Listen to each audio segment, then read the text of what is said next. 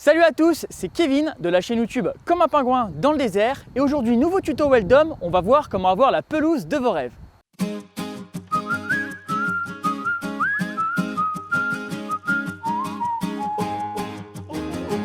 Si vous avez un extérieur, vous rêvez sûrement d'avoir un beau gazon. Et bien dans cette vidéo, je vous explique comment bien choisir les semences et je vous explique toutes les étapes pour un semis réussi. Le meilleur moment pour semer, c'est au début du printemps, en mars-avril ou à la fin de l'été, en septembre-octobre.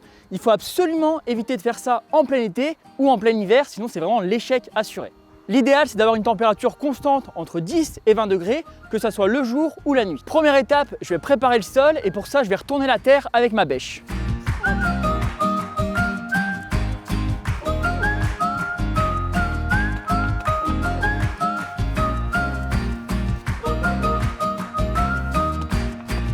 Une fois que j'ai retourné la terre, je retire les cailloux et les mauvaises herbes.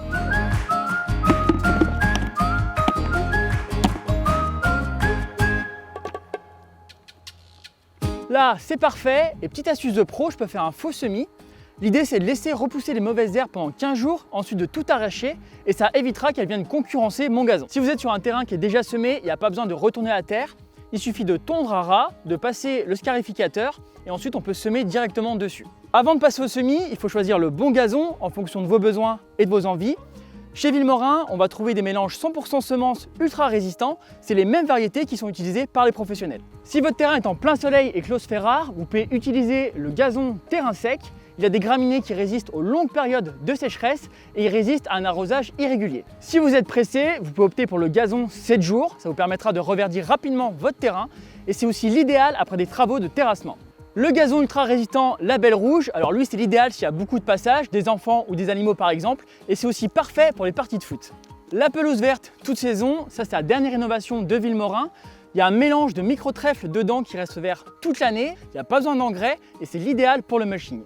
Maintenant que je sais quel gazon utiliser, je vais pouvoir semer en croisant les passages et en faisant un grand mouvement ample pour avoir une bonne répartition.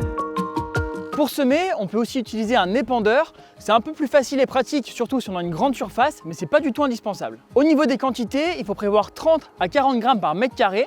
Et c'est pas la peine de se dire qu'on va semer plus parce que c'est mieux. Au contraire, les semences vont se faire concurrence et ça va pousser moins bien. Maintenant que j'ai fait le semis, je vais pouvoir passer le rouleau pour mettre mes graines bien en contact avec la terre sans qu'elles soient trop enterrées.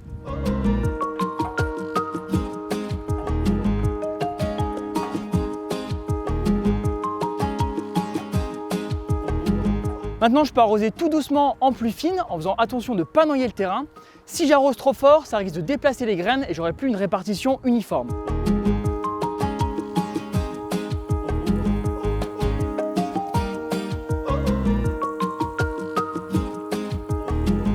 Et maintenant, je vais garder mon terrain humide pendant les 15 premiers jours en arrosant en fonction de la météo si c'est nécessaire.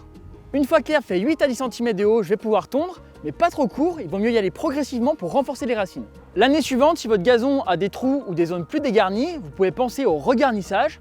Dans ce cas-là, pas besoin de labourer, il suffit de tondre à ras, passer le scarificateur et de semer. Et là aussi, on veillera à maintenir le terrain humide les 15 premiers jours. En plus d'être ultra agréable pour marcher, jouer ou pique-niquer, avoir un beau gazon, ça permet d'avoir un espace rafraîchissant l'été.